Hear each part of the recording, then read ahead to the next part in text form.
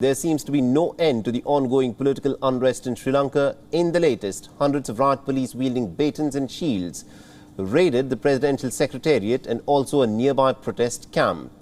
They arrested about 8 people and also evicted all of those protesters who had been camping there. The development came just hours after Ranil Wickremesinghe was in fact sworn in as the island nation's new president. And media footage from the site showed soldiers armed with assault rifles storming the campsite. As daylight broke, dozens of troops marched through the area, dismantling the tents. And dozens of protesters were injured, including some journalists who were also beaten by the security forces.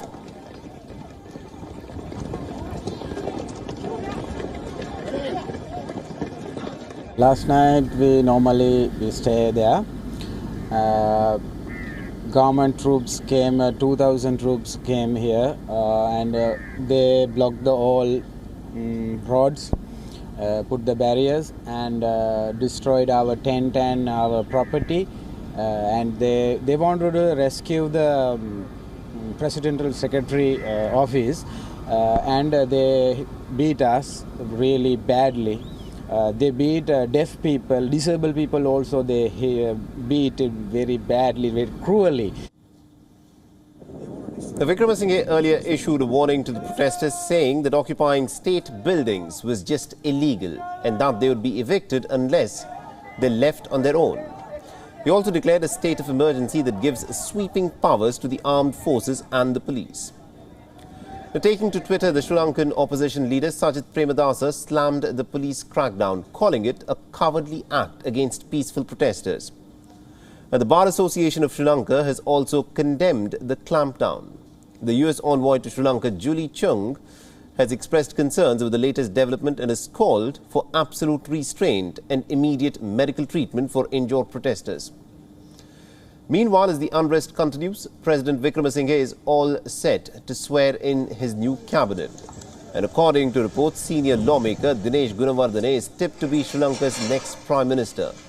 Now, Gunawardene is a veteran politician and former foreign minister who hails from one of Sri Lanka's most prominent political families.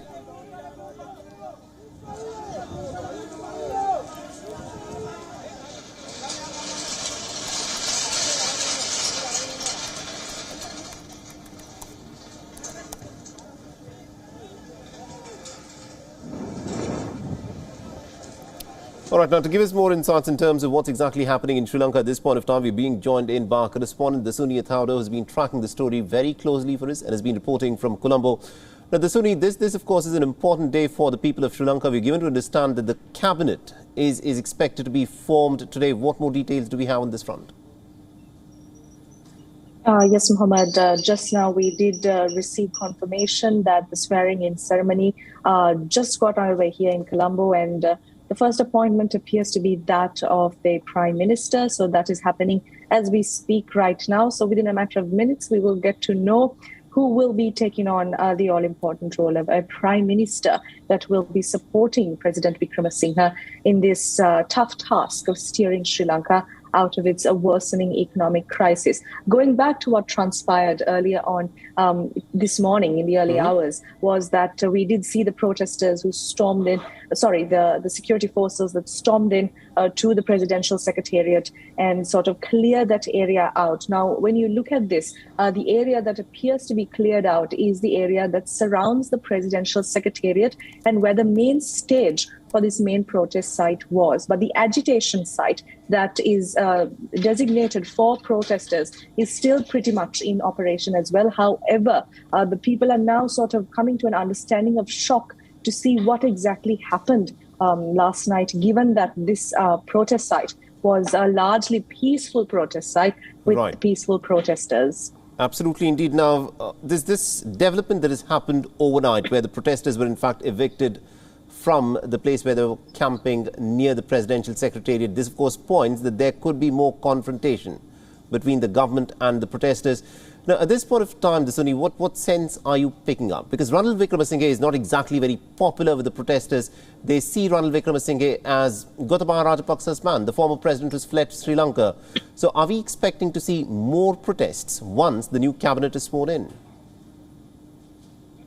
Well, Mohammed, right now what has happened is that the attention has sort of momentarily been shifted from what happened during that protest site, what happened last night, to the swearing in of the new cabinet along with the prime minister. So once that happens, again, the people will be going back to sort of reflect on what transpired.